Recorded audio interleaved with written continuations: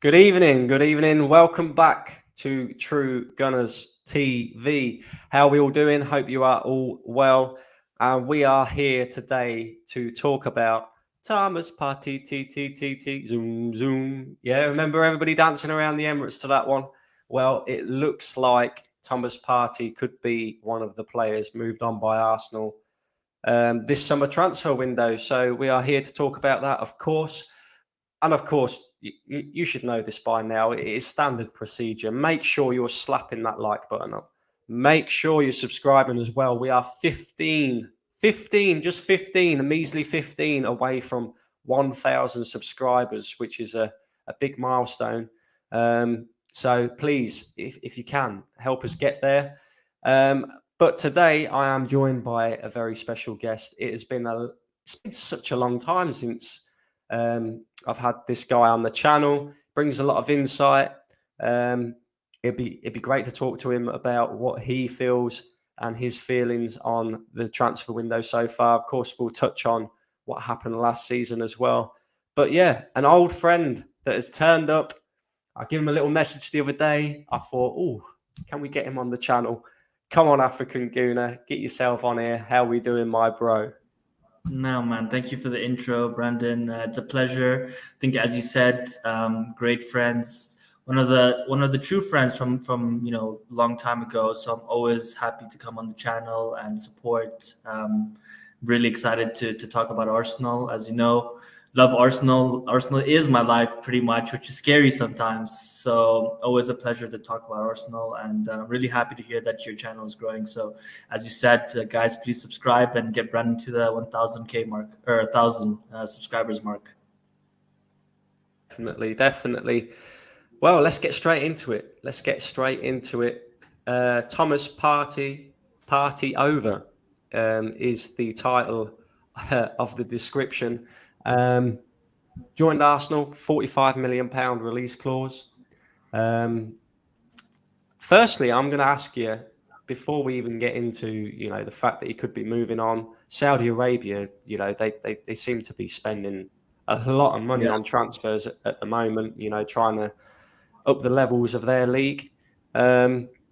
Firstly, I wanted to ask you, Thomas Partey, has he hit the heights that we expected of him at Arsenal, in your opinion? I think yes and no. I think there's been patches where he's been like just phenomenal, and like you can see the money we spent on him and why he was so famous at Atletico, for being such a great midfielder. And there's times where he's just looked like lack of fitness. I mean, I know there's been reports that at the end of last season he was actually injured, and that's something that wasn't being widely reported, and that's probably why his form dropped at the end of last season, because he couldn't run at a certain point. And then obviously we know Jorginho came in, and then he played really well, and then he stayed in the team until the end of the season. So it's a mixed feeling, because I think also the injuries, as we know, I mean, he never got injured before he moved to Arsenal, ever, right? And then he just kept getting injured. So mixed feelings, but I don't think it takes away anything from his quality and how good he is and what an asset he is to the team, especially considering how, I don't know if weak is a fair word, but I mean, we don't have a lot of midfielders, right? And El Neni's not good enough. Fabio Vieira, the jury's still out. I'm not too keen right now, and he isn't the same type of player as Partey. My feelings on Xhaka, and we probably can talk about him in later in the video, because that's also really interesting to see what happens with that. So overall, I would say yes and no, right? I think 60%, I would say he's done well in terms of reaching the level that we expected, and then I would say 40% has been not so good because of injuries and because of other things as well. What Yeah, about you? What do you think? I agree. I think the quality's there. We can definitely see the difference when, in the contrast of when Thomas Partey is playing to when he isn't playing. Yeah, And we do rely heavily on him. I do feel like, for £45 million, we've got our money's worth out of him. yeah, Um, absolutely. to a degree, he's got us there back into the Champions League. He was a massive part of the squad to get us back to where, we kind of want to be as a football club. And he's been one of the standout performers when he's been in the team. Yeah, Reliability wise, though, you just look at his injury record, and I don't know whether it's just luck, unlucky. unlucky Yeah, for him, kind of thing. But he's never been able to sustain a full season, play a full yeah, season for Arsenal, he and that's been hasn't. the most disappointing thing. So that kind of brings me on to my next question, which is: are you surprised that the football club are actually looking to move him on this summer? Like it has kind of come as a massive shock to the majority of the Arsenal fan base. Yeah, not really, to be honest. I think I'm one of the only people that felt that we were actually going to get rid of both. And because to be honest, Brandon, when I heard that we were, or I was seeing that we're getting Rice and Caicedo, immediately I was like, okay, those are two starting 11 players that come straight into our team. So what does that mean for Xhaka and Partey? And we already knew that Xhaka was going to Leverkusen, so that was pretty much a done deal. So that was a guarantee for me. But then when we're talking about Caicedo, and maybe Lavia as the backup option because it's going to be quite expensive to get Rice and Caicedo, or Ricedo as we've labeled them.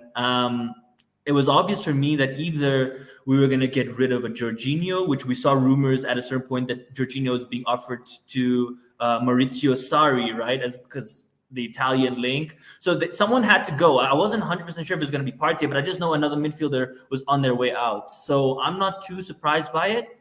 The other question is, am I happy about it? Not so much. If there was, other options, I'd get rid of El Neni first or Jorginho first before getting rid of Partey, right? In my eyes, Partey becomes a squad rotation player for us next season. He starts maybe in the FA Cup. He starts maybe in the League Cup. He starts maybe in the Champions League, but he's a great rotation player. The level doesn't change so much between Rice, Partey, Caicedo, right? They're all top players, and that's kind of where we're trying to reach to, right? And when we talk about Man City and their B team being almost as good as their A team and being able to kind of be a team on its own in the league and make top four, that's also what we want with our second team, with our B team, is to be good enough to kind of compete on their own. And Partey does fit the bill, right? I mean, he has the experience. As long as he stays fit, he's going to contribute to the team, and depending on who we play against as well, definitely could be an option to bring in. So yeah, I think that's my overall thoughts on Partey. I don't think we will get that much money for him, by the way, either. So that's also why I wouldn't be too keen to sell him. I mean, how much do you think he's worth? 30, 35 million? We spent 40 or 45, as you said, in the release clause. So I just don't see it making sense, because if we get rid of him and Xhaka, I don't think bringing in Caicedo and Rice is enough. We're going to have to bring a third midfielder, and we have to spend on other areas on the pitch. So it just doesn't make sense.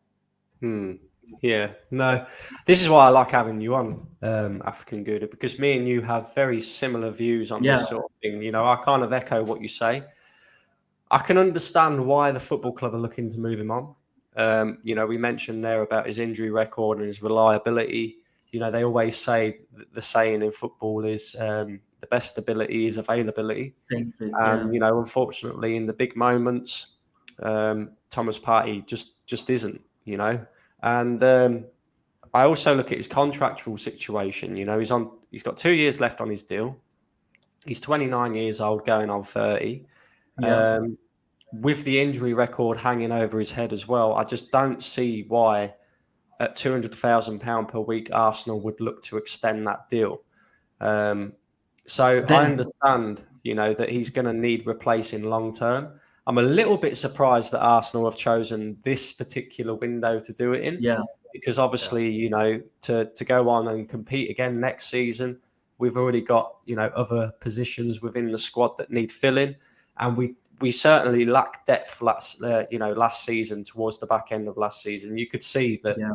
when Saliba was out and Thomas Partey wasn't And performing to the level, Zinchenko. and Zinchenko as well. That's really when it fell apart for us. When we had to bring Yeah. in the likes of Kivior, the likes of Rob Holding, and even Jorginho.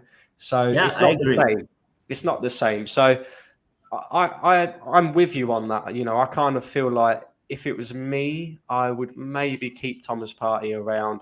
At least one more season, Yeah, because at this point, it's not even about the money that we're gonna get in for him, because we know that look, our selling with Edu hasn't been great, although it's not all his fault, right? Because he had to clean up a lot of mess. Still, not really excited by the transfer sums or fees that we're really gonna bring in this summer, and we've seen the Cronkies winning in all the other sport teams that they own, and they've been putting a lot of money. Let's not get it wrong, they have been putting a lot of money in Arsenal in the last 3 years. I have to give that to them. So look, we have the money, let's take the hit, let's keep Partey for another year, sell him next season, right? Like with 1 year left on his contract, maybe get 20 million, 15 million, but at least it'll help us transition into the Champions League next season. We'll have a good backup, and then we can look to buy the third midfielder next summer, right?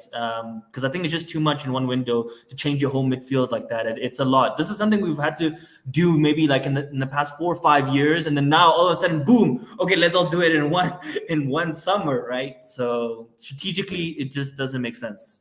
yeah, no. There's another reason as well why I'd keep Thomas Partey around. You kind of mentioned it there. Champions League. I look, Experience, yeah.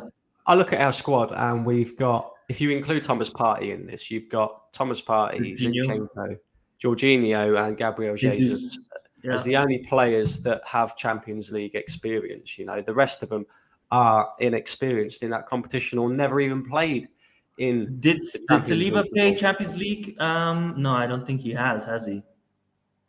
He When might he have was had on, one or two appearances when he was yeah, on loan at Marseille, but that would have been yeah, about it. Um, true, so, and again, we bring it back to last season. If you look at the reasons why we failed, yeah. you got to say there was a lack of experience there in the big moments. We was 8 points clear, 8 games to go, playing in one competition, and you kind of expect. We definitely expect. I did expect Arsenal to go on from there and win the league, and the inexperience showed. Because it's not even like. I mean, people will point to the Manchester City game at the Etihad, but for It was me, before that game. it was Yeah, before that. I yeah, look at the fact that we went 2-0 up against Liverpool at Anfield yeah. and capitulated in that game and could have ended up losing that game again at Or West won that Ham. game at the end with Martinelli's bad pass to Saka. I mean, that game's Yeah, old. yeah, and that's just inexperience as well. And then you see, Yeah. you West see Ham. West Ham, Southampton, even 3 goals Yeah. down Yeah, and we at home. pulled it 3-3. I really thought we were gonna win that game as well, because we had done it so many times before, and it just felt like it was the script for us that we were gonna pull the win, and we hit the post, right? Yeah, man, I totally agree. I think that's also when we lost the league. So, you know, again, experience. There's a lot put on experience, but I do look at it and think, Thomas Partey should maybe, be kept around the football I club. agree. Of course, like I say, I haven't seen you for a long time. And 10 people in the chat, by the way, 10 people watching right now. Make sure you're slapping up the like. Hit that subscribe button as well. I know I harp on about it a lot, but we are literally 15 subscribers away from 1,000. So please, it'd be much appreciated if you could get us there. I wanted to discuss with you before, because we'll discuss about last season and where it went wrong, and we kind of touched on it there. But I want to discuss with you, of course, the transfers that Arsenal are looking to do in this summer window, and we're going to start with a very controversial one. And I'd like Havertz. your thoughts and feelings on this one, and that is, of course, Kai Havertz, or some people may call him Shy Havertz, of Chelsea. What's your feelings on this one, bro? I think that's a nickname that Lee Gunner came up with. But I mean, even if you have a good player, that guy still seems to find a way to talk negatively about Arsenal players or future Arsenal players. Look, came out of the blue for me. Wasn't too excited. The price that I'm seeing, even less excited. It's just like, why? Why are we like, does Chelsea have some dirt on us that every season we keep going back to them and buying another player from them? It just doesn't make any sense. We've flopped. Probably most of the players that came from Chelsea have flopped at Arsenal. Willian, David Luiz. I mean, the list really goes on. So look, I don't really know how I feel about it. I think I feel different to it than in the past because I trust Arteta more than I did in the past. And therefore, if he wants him, then there has to be a reason, right? So I read today that we want to play him across the front three, which makes sense because when we were initially linked with him, I was like, okay, he's going to be the backup to Saka as the right winger. Like that was my first thought process. It was like, okay, but then when I saw the price, I was like, well, you're not going to pay that money for a backup, right? I mean, especially as I said before, when we need to improve so much in other areas of the pitch. And then I'm seeing that, look, he plays across the front three, which we always knew. But then Arteta also wants to play him in Xhaka's role, which is the 8. And then he can also play in the 10. So he can play in 5 positions in the team. And we know that's Arteta's game, right? Positional flexibility, positional versatility. That's the game. Rotation of players, filling in for one another when we're in game and someone gets pulled out of position. It's a rotation. And that's kind of how our system works. So logically, it makes sense why he wants him. He's still young. I just don't think he's worth that money. I think if we're talking about the Bayer Leverkusen version of him, then yeah, maybe he was worth that. But that was a long time ago, right? And I think it's very risky to try to like bring that form back out of a player and spend that much money on him. I think me and you have talked about Pepe this way as well. I always, from the beginning, when people used to give me a lot of flack because I said Pepe wasn't good enough and this and that. I was just never a fan of him because when you spend so much money, and at the time it was our record transfer and it still is our record transfer, 72 million, you're expecting a world-class player to come in and hit the ground from day one. And even if you have to adjust to the league and whatever, let's say you give like a leeway of like maybe a month or 2 months to get adjusted to the league, right? But you're really just expecting that player to come in, fit into the system and just hit the ground running. So that's kind of the same thing that I expect with Havertz because that's how much we're paying. And I just don't think we're going to get that. I think if anything, it'll take some time for him to adjust and rediscover his form. Ultimately not entirely his fault because everyone at Chelsea last season was just really bad, right? So maybe it doesn't paint the whole picture of how good or bad he is because that whole team is bad, and when you're playing in a bad team you just look bad majority of the time. But still a big risk for the amount of money that we're willing to pay. And if he's not going to start, like why are we spending that much money on someone who isn't going to start? The other side is if he does start and he does play well and he does play in all these different positions and it gives us that option, then look, I gotta support Arteta, right? So it's mixed feelings, really mixed feelings. I've to be honest, I've grown more into it because I know that it's happening, right? Initially I was like, no. I don't want this. I don't want this. I don't want this. And then as soon as you keep reading it every day and it's becoming more and more serious, it's becoming more and more advanced. At the end of the day, I love Arsenal, right? And it doesn't mean that just because you play for Arsenal that I automatically support you like people do of Rob Holding. No, I don't support Rob Holding because he's not good enough for Arsenal. Straight up. Like, I don't care if you play for Arsenal. You have to deserve my love. You have to deserve my support, right? So when a new player comes in, even if I don't rate them, I'm going to give him the chance, right? So I'm kind of just accepting it at this point, and I hope that he does really well if we do sign him. Okay. I have a mixed bag feeling on this one as well. Like you say, the initial thought was Kai Havertz, really. Of all the players that you could have brought in, Kai Havertz, like, this don't make any sense whatsoever. Now, I'm more leaning towards the side of I don't want Kai Havertz. And Okay. I kind of said at the time that I'd be happy with this transfer if we was, getting in for 45, maybe 50 million pound maximum, because I look at a player there that comes in with a big reputation, had a big reputation at Bayern Leverkusen, you know, was a sought Yeah. after player. And he just hasn't cut it at Chelsea. And regardless of what you say about Chelsea last season, you know, he's been there for 3 years and he's not Yeah. really hit the heights that you see. So I suppose I look on this signing as more of a intriguing one because I want to know, you know, like I speak to Chelsea fans all the time and they tell me they don't even know Kai Havertz's best position. They ain't got a clue. So I want to know where he's going to fit into this Arsenal system, what Mikel Arteta is actually thinking, because, you know, we're hearing that he is the one who's pushing for this transfer. Yeah. And at the same time, you know, it's like you said, it's a massive, massive risk for Arsenal to take in an important transfer window. Yeah. But I kind of respect it at the same time. You know, Yeah. like we're not doing It's this. ballsy. It's ballsy. Yeah, it's ballsy. We're not doing the same thing, like the things that people expect us to do. You know, nobody expected us to be linked to Kai Havertz. Nobody expected him to possibly be our first signing of the summer either. And I'm a little worried because if we're bringing him in to play the false nine, I don't see what he can offer us there that's any different to Gabriel Jesus. In fact, I'd even say Gabriel Jesus is more clinical than Kai Havertz. Havertz And scores more headers. I think he's 6'2", right?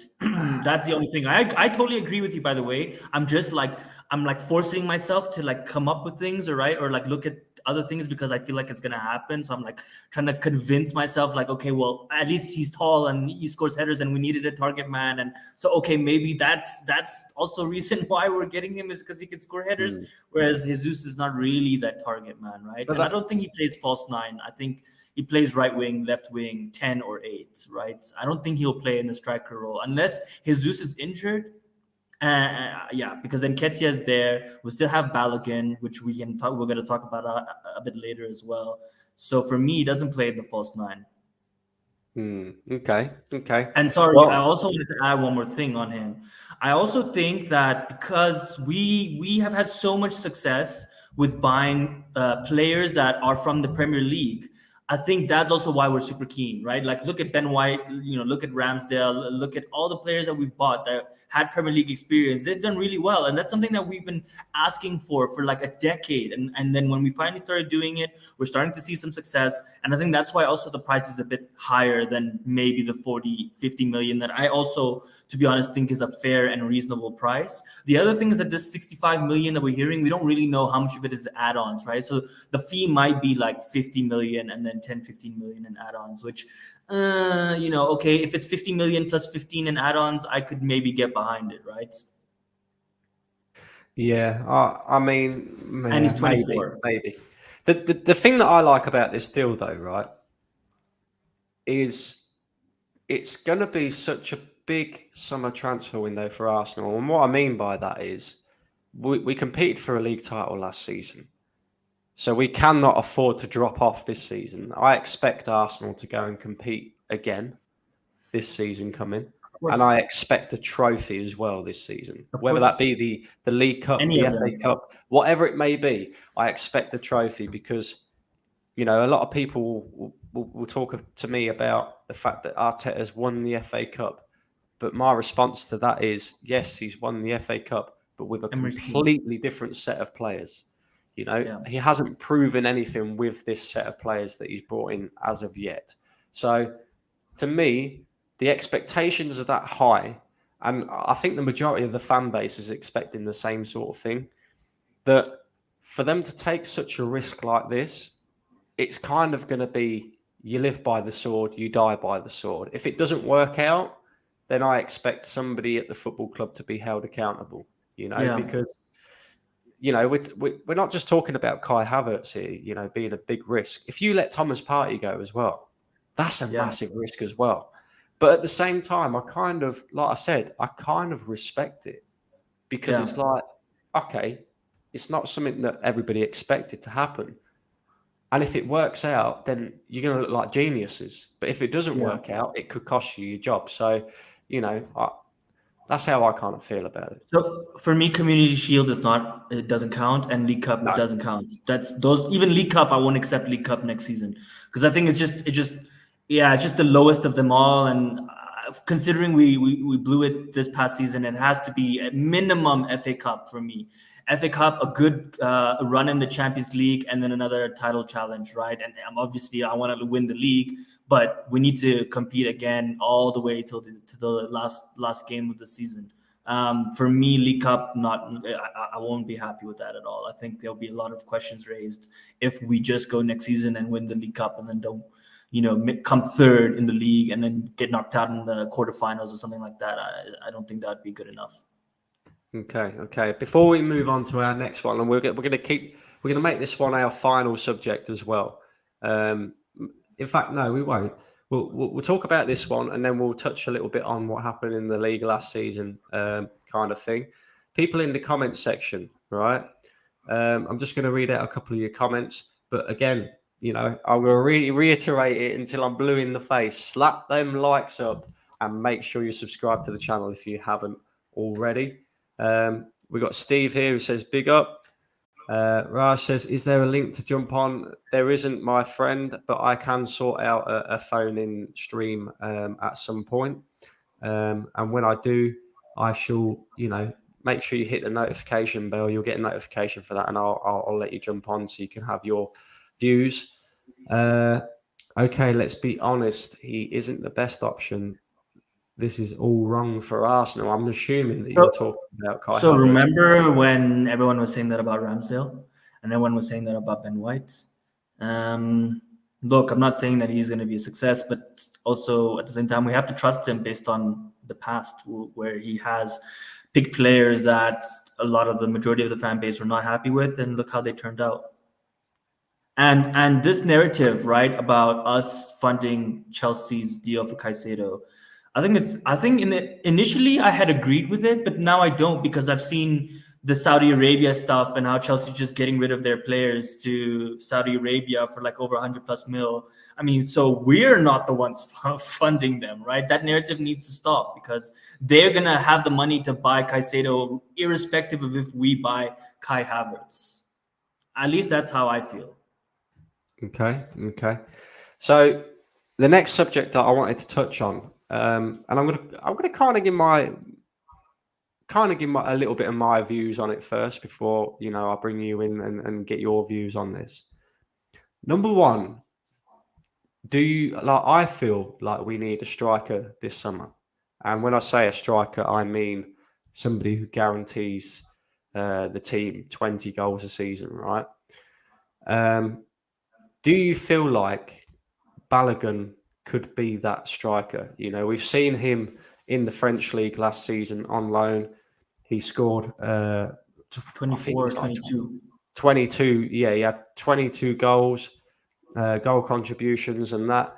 He's a young. Scored for the US last night. Scored for the US last night as well. It was a good goal, eh? It was a good goal. We've kind of seen that Eddie Nketiah is probably not really of that level to take Arsenal forward. So could Balogun come back to Arsenal and be the backup striker to Gabriel Jesus, do you think? You know my feelings on Nketiah. Never thought he's good enough. Although I think he has improved in the past season and a half. I'll give it to him. I also think he doesn't get a lot of credit for the run in or the run that he had from when Jesus was injured. Like he contributed to us being in a title challenge. As much as I don't rate him, I have to give him the credit for it, because if he didn't score all those goals, we would have never been in a title challenge, come April, May. So that's my thoughts on Nketiah. In terms of Balogun, it's a really tough one. I want to give him a chance, but I think it's also too risky. I think as soon as you integrate him, his market value goes down immediately, right? Even though he scored an international, his price may have been bumped up another 1 or 2, 3, 4 million, right? I think this is the time to sell. Remember Joe Willock when he was scoring all those goals against Newcastle? Everyone was like, "Oh, bring him back to Arsenal.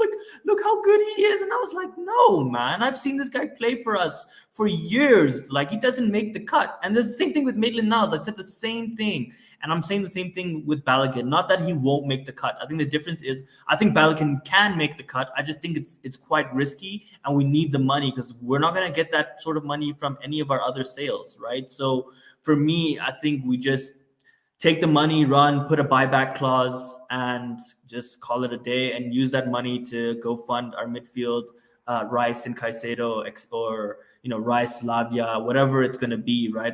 That's my opinion. I really hate saying this, by the way, because I really want to give him a chance, because I do think he is better than Nketiah, and I do think he has potential. I just think it's just very risky, because if he, in the first few games, if he doesn't do well, that's it. Then we've already blown the chance. Like, he's, his price is probably already half, and we're gonna have to wait until January to get rid of him, right? Also, the thing about guaranteed game time, I don't think he gets it. Irrespective of even if we want to give him the chance as fans, I don't think Arteta is gonna give him the game time that he wants, because there's no way he jumps above Nketiah after Nketiah just got the 14 and signed a new contract and scored those goals for us last season. It's just not happening. Like, we know Arteta isn't that guy. So, yeah, all signs are pointing towards him being sold, even though I would love to see him in preseason and see what he could do in the league. It's just, I don't think that story is meant to be for us. Okay. Do you see us getting a striker in this window? No. I think we do need a target man, right? That's why I was saying about Havertz. He's 6'2". I was like, maybe that's one of the reasons, because he can play across the front three, and then we can also just play him up top. Not that we would replace him with Jesus. We'll probably move Jesus to the wing. We'll take Martinelli off, because Martinelli doesn't score as many headers, even though he's my favorite player. I have to admit that, right? And then we put Havertz in the middle, and we just go for the crosses and see if he can score a header. I think that's the tactic, where we can kind of use him across the front three. So it's like we get away with making a signing of a striker, and that's classic Arsenal, by the way. Right? It's classic Arsenal. We sign someone that can maybe do 2-3 jobs instead of buying individual players for all those positions, just because we still have a lot to improve in terms of squad depth, etc. So I wanted Vlahovic because I think he would have been great, or Osimhen, but definitely not realistic. I don't think, especially if we buy Havertz, there's no way that I see a striker coming in. And I don't even think we'll get a winger if we buy Havertz. I don't think we'll get a right winger. I think Havertz will be used as the backup with Reece Nelson for Saka. And then we'll have Trossard and Martinelli on the left. Yeah, see, this is exactly what my fear is. Like I said earlier, I feel like we need a 20-goal striker that guarantees us goals, because I look at last season and I feel like, yes, we scored a lot of goals, but the only reason that Jesus got away with only scoring 12 goals last season, I know he had the big injury as well, but,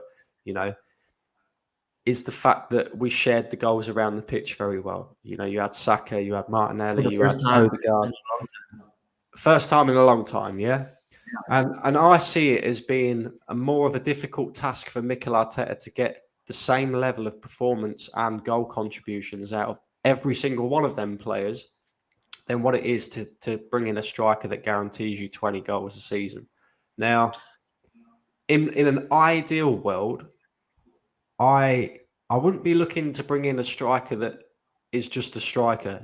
I'd be looking at bringing in a striker who can do similar things to what Jesus can do, but also score goals as well. And the perfect guy for me, the perfect scenario for me would be sell Balogun, sell Nketiah, and use the money to fund a move for Ivan Toney. Now, I know Ivan Toney is banned till January, but to me, if you get Ivan Toney now, and he can train from sort of like September time, so it gives you a chance to work with him on the training ground to learn the new system and that.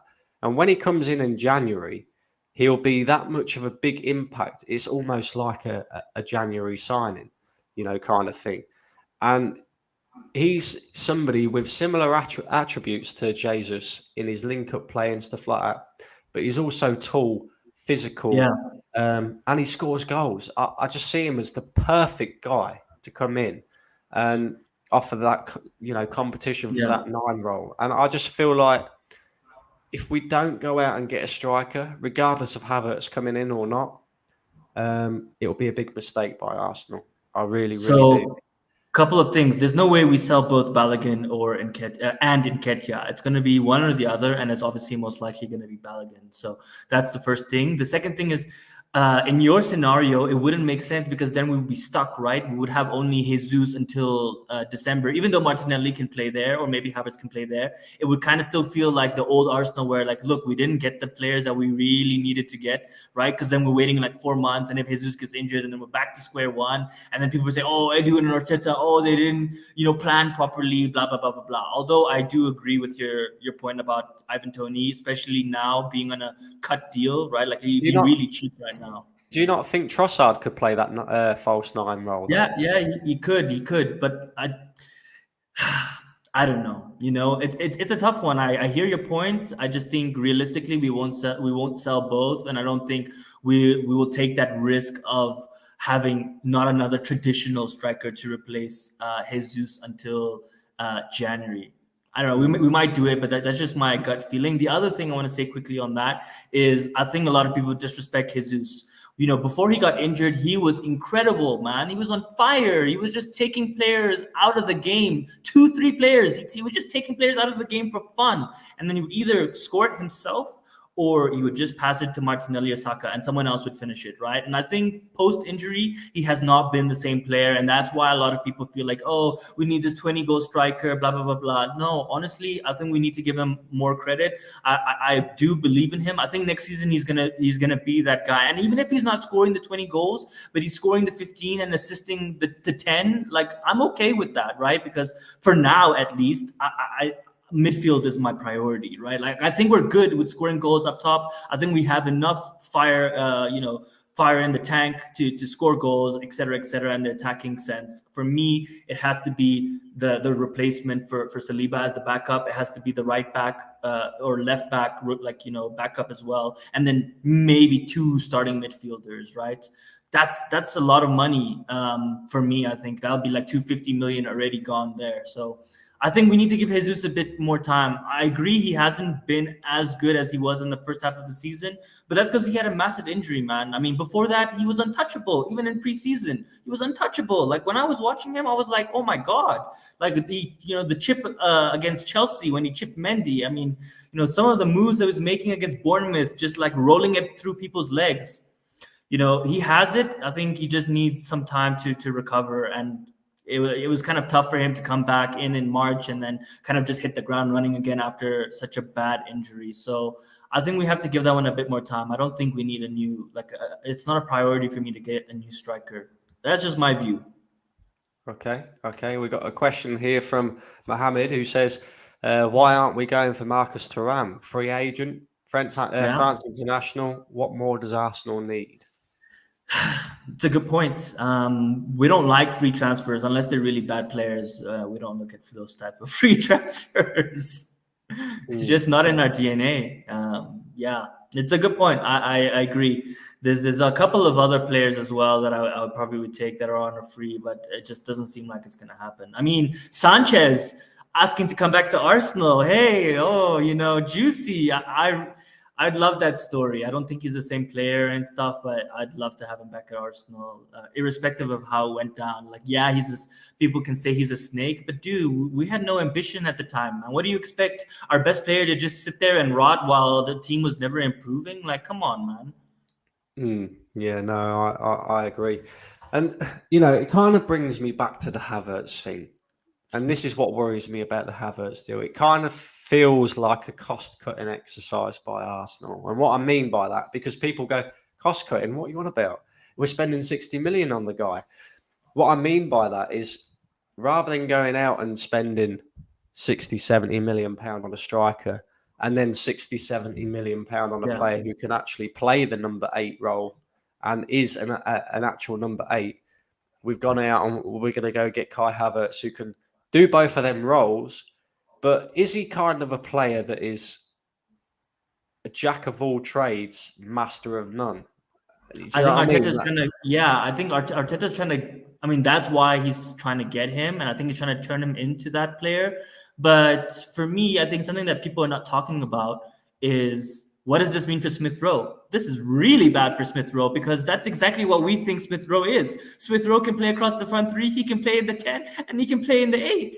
And we were all saying, oh, when he comes back from injury next season, when Xhaka goes, like that's when he's going to get his chance. And then here we are trying to go buy Havertz, which in my mind means that we're getting rid of Smith Rowe. And that's something not a lot of people are talking about. But I do think that he doesn't rate him. And I do think that if a buyer comes in, I think we will sell him because it doesn't make sense. Why go buy Havertz when you already have Smith Rowe who can do exactly the same thing? Yeah, maybe he doesn't have the height, but apart from that, he has everything else that Havertz has, right? I mean, what does Smith Rowe in terms of skills not have that Havertz has? He can carry the ball. You know, he's a good passer. He can play on the wing. He's a good finisher. He scored all those goals for us. He's Premier League proven. I mean, all of those things is for me very obvious that Smith Rowe has. The only thing is the headed goals that I think obviously Havertz has over him. But I think that's something not a lot of people are talking about. I don't know what you feel or if that makes sense, if my logic makes sense. Yeah. Just before we wrap it up, just to touch on last season. Well, we have to talk about Rice first, and then we can wrap it up because we haven't talked about Rice, and Rice is quite important. Okay. We'll touch on Rice then. No worries. We can talk about Declan Rice. So, of course, you know, we've known this now for ages. Yeah. You know, every day, Declan Rice this, Declan Rice that. And, you know, Arsenal have been linked with him since January. Yeah. And, you know, we look ever closer to getting this deal done. But still not done yet. So what's your feelings on the Declan Rice one? Rice, baby. Like, straight up, this is the guy I want. This is my number one target. Pay the 105, pay the 110, pay the 120. He takes us to a different level. I think he's even better than Partey, in my opinion. I just think he brings different characteristics, you know, better in different ways. You know, not that, you know, he's entirely better than Partey. Of course, Partey is better at him at certain aspects of the game. But for me, he's just an all-round player at such a high level. He's young. He can carry the ball. He makes interceptions. Just look at his statistics. He has leadership qualities. He's going to be a future captain. As much as, you know, I love Odegaard, and we say Odegaard is the captain. If Odegaard was ever to leave Arsenal for whatever reason, which I don't see happening, but, you know, for whatever reason, if that happened, I think Declan Rice would immediately be the next one in line. I mean, already a captain for West Ham, already part of the England setup. Trust me, he's a baller. He's going to be scoring long-range goals. He's going to be setting up assists. He's going to be putting us on the counter, intercepting the ball, and then putting us straight back on the other side, going the other way. So I'm really excited for it. I'm disappointed with Edu, though, to be honest. I mean, that first bid got rejected in 5 minutes. I was embarrassed, so embarrassing. You know, we hear about how we were waiting to make a bid because we didn't want to have the same approach as we did with Mudryk, you know, kind of just sending in bids, you know, one after the other, getting rejected. And this was supposed to be like a one shot, one kill because Edu was negotiating with West Ham, making sure that the first bid was going to be accepted. And then within 5 minutes, we were labeled as embarrassing. You know, it was so far off. I was really disappointed with that, to be honest, because as a fan, I felt embarrassed, right? Like online, you just feel embarrassed. And look, I mean, I think it's going to happen. I think people need to be a bit more patient because it's not going to happen overnight. But at the same time, it needs to happen, right? Like by the end of this week, something needs to move along. Either the bid needs to be accepted. I know we're hearing that after the international break, it's going to happen. And basically the Declan Rice has told all other teams that, look, he's not interested and he only wants to come to Arsenal. That, again, is a great sign and shows you the loyalty and the type of player that Declan Rice is. That's exactly what we want at Arsenal. We want players that just want Arsenal and that's it. And they're willing to die for Arsenal. And they tell all the other teams, nope, not interested because I want to go to Arsenal. That's what I want. And on top of it, he's almost a world-class player. I wouldn't say he's a world-class player yet, but he's getting there, just like Saka is getting to being a world-class player, just like Odegaard is being, you know, ready to be a world-class player, Martinelli, et cetera, right? So really exciting. I just hope we don't mess about because it feels like sometimes I feel like we are messing about a little bit. I do understand we want to get the best price. We don't want to overpay, you know, we don't want to be held to ransom, but at the same time, you know, we need to be, I don't want to say more serious, but we just need to get it moving along and get it done because I don't want to see Man City coming in or other teams coming in and then prolonging the whole thing, right? It just doesn't make any sense. I would say more serious. Yeah. I would. because when you've been linked to a player for so long, and let's be honest, West Ham have made it perfectly clear that they want as close to £100 million, if not more, to let Declan Rice leave. Their chairman even came out and said, we're going to need to replace Declan Rice if he leaves, whether that be with one player or multiple players. Either way, the hint is there. We want as much cash up front as possible. And then for Arsenal to go in with an opening bid of 80 million that's spread out over 6 years, I just think they're absolute jokers. And then I read that the second bid also got rejected, and it was the 80 million again, but it was 2 years. But I don't know how true that is. It might not have been an accurate report. But when I read that, I was losing my mind. I was like, "There's no way that we offered the same money again, and then said no, we'll pay you in the 2 years." When they're asking for 100, you go again with the same bid and say, "Here's the 2-year installment plan that you're asking for, but we're gonna just pay you the same that we initially offered that you declined in 5 minutes." So look, I'm not upset or angry or whatever. I'm still a bit patient. Patience is going to run out very quickly.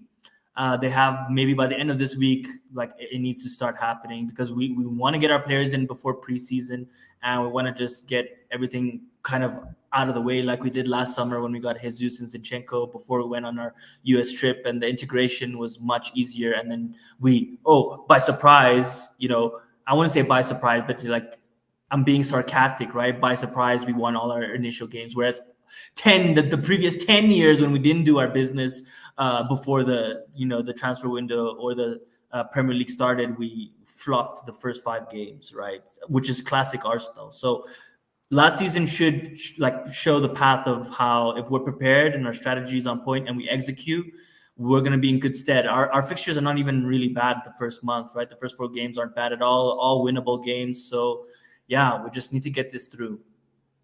Sorry, and by the way, I think once we get Declan Rice, it'll also attract other players. If they see a big name player like Declan Rice, with so much potential, and is sought after by Bayern Munich, by Chelsea was also interested, Man City also interested. It'll put Arsenal, not that we're not on the map, but it'll just make us more attractive. Other players will say, "Hey, okay, if he's going there, then there obviously is more reason to go there." Apart from Arsenal finishing second and having so much talent and having a great coach, etc., etc., it'll give us a boost for other transfers down the line. So it's only up from here for me. We just need to get it done early. It looks like Havertz is going to come in before him, by the way, which is a shock. But look, as long as we get both, I don't really mind. It just needs to happen soon. This Rice deal has to get done, because otherwise, I think it's probably time for Edu to go, because it's clear to see that he struggles with these. That's not going to happen. Even though I agree, if he does, and it's not only about incomings, by the way. If he doesn't sell well this summer, there's big questions to be asked, right? If we rip up Pepe's contract like that, that's not something I'll be happy with, because obviously Saudi Arabia, Italy, even if you get rid of him for 5 or 10 million, you have to do it. Yeah, no, I agree with you. He's got to prove himself in this transfer window. If he doesn't, then I'll be calling for his head on a stick, because there's only so long that you can continue on with this. I agree. So anyway, guys, we're going to get into a few of your comments, and then we're going to wrap this up. 11 people watching at the moment. Make sure you subscribe to the channel if you're not already. We are literally 15 away from 1,000. So if you can get us there, that would be much appreciated. And of course, slap the likes up and leave in the comments section as well. How do you feel about Thomas Partey potentially leaving? How do you feel about the Declan Rice deal and how it's dragging on a little bit? The potential of Lavia coming in, which we haven't really spoke about, but the Kai Havertz deal as well. It's a risk. He's 19. He's young. Look, I get it, because he'll be cheaper, but he's not better than Partey, right? Like, I don't buy Lavia to go replace Partey. I buy Lavia to be the backup to Partey. Yeah, that makes sense. And we also didn't talk about sell holding. Please, dear God, I do not want to see that guy next season. I do not want to see that guy next season. He effed us up. Not only this season, but he effed us up last season as well, when we lost to Spurs because of him. And the same thing happened. And I knew it was going to happen. Like, I knew it was going to happen. It was just so obvious that it was going to happen. And then you freaking play him against Haaland. And then the next game, you bring in Kiwior. Like, dude, like, so Arteta's still making some mistakes, by the way. And we could talk for hours about Arsenal because there is so much to catch up on. But he needs to go, man. He needs to go. Give him away for free. I don't care. Give him away. I don't want to see him next season. He's not good enough. And he's cost us too much. Just like Xhaka. I'm really happy Xhaka is leaving. You know my thoughts on him. He had an incredible season. He's been great. Thanks for the memories. Hasta la mañana, my friend. Like, best of luck in your future. That's how I feel. And that's why I'm so excited about Rice, because I honestly believe when Rice comes in, people are going to forget about Xhaka because Rice is going to be so good. People are going to realize what we've been missing all these years. Like, we've been just settling for mediocrity, to be honest. Even though his last 2 seasons has been really good, overall, in his 7+ years, bang average. I was 5 out of 10, right? Really, if we're being honest. So, yeah, let's see how those also transpire. I agree. Robbie's World says Smith Rowe isn't good enough. Should be a squad player, but he's just as good as Havertz. Yeah, that's what I'm saying. They're very similar player. Like, I mean, there's not much difference between Smith Rowe and Havertz in my eyes. So that's why I think probably Smith Rowe will be moved on. Okay. And we'll probably get what, 30 million for him? Yeah, I think you could command 30 million for Yeah, Smith he's not the 40 million that Aston Villa was willing to pay 2 years ago. Yeah. Tamila says Kai Havertz is coming to Arsenal. Ooh. So his agents were at Colney today. Okay. Yeah, that's I think it was the latest report. So I'm pretty sure as soon as the international break is over, which I think is tomorrow, I'm sure it's going to be the first one through the door. Wax here says we should be keeping Partey for at least one more season. I agree with you, Wax. I do. That's exactly what we said. I agree. Wax also says Rob Holding is going nowhere. He is here for the HG quota. Oh, okay, fair enough. But I don't want to see him playing at least. Then, like, look, if that's what we have to do, then so be it. Doesn't Havertz meet the homegrown quota because he's been in the league for? This is going to be his 4th season, no? Or is it next season? Anyways, the point is, I don't want to see him on the pitch. Okay, if you want to keep him in the squad, cool, man. You know, he gets along great with the rest of the team, etc., etc. But I don't want to see him playing, man. He's just not good enough, and we've given too many people chances that don't deserve the chances. You can be just because you're a great professional and you love Arsenal and you do everything for Arsenal doesn't mean that, you know, fans should love and adore you and like root for you to play every game. If you're not good enough in my eyes, then you're not good enough, man. Like, it's just that simple. It's the same thing with El Neni. I love El Neni. I have nothing against El Neni and have nothing personal against Holding as well. I just don't think they're good enough, and I think they've overstayed their welcome at Arsenal. Okay. Afsar says, sorry, I don't trust Clown Edu. Yeah, that is a big problem. And the last comment that I'm going to pull up here is from Mohammed, who says Paulinho would be a perfect replacement for Rice for West Ham. That guy is a beast. Can I just add as well, right? Man City interest in Rice. How serious do you think that is? Because zero seriousness. Really? It's all tactics. All tactics. I promise you, they feel threatened by us. We're their number one competition. And what do you do with your number one competition? You make their life as hard as possible. So when you know who their number one target is, what do? You just go mess it around, right? Just naturally. If they bid or get involved, the price goes up, which means that further down the line, we have less money to spend on other targets. I don't think they actually seriously want him. I just think they're really just screwing with us to try to get us to pay more because, you know, it's going to just reduce the amount of money we have to spend on other players. Even if it's 5-10 million, that's a lot of money. 5-10 million can bring you in a squad player, right? That's young, a backup right back, a backup left back. We could easily get one of those for 10 million. So that's my honest opinion. I don't think they actually seriously want him. Okay. Because they haven't even bid for him. It's been like a week since we heard this. It's like, the only factor that I worry about is that Manchester City can offer cash up front, The money, plus yeah, yeah, Calvin yeah. But Phillips. he won't play, and he has to play. There's no way he goes anywhere if he's not in the starting 11. I promise you that. He's getting guaranteed game time at Arsenal. He goes straight into the 11. If he doesn't go straight into any team's 11, I don't think he considers it, irrespective of how much money he gets paid, because I think that's the type of player that he is. Okay. Well, listen, guys, we're going to wrap it up now. Of course, make sure you slap them likes up. Get in the comments section your thoughts and feelings on each individual subject that we've spoke about as well, and subscribe to the channel as well. Make sure you do that. Also, if you get the opportunity, please, please, please do this. Go over to Twitter, find African Guna, and send him a massive follow. Follow all of his content. He keeps you informed on what is going on around Arsenal, and it's been great to have you on again, bro. So I appreciate that.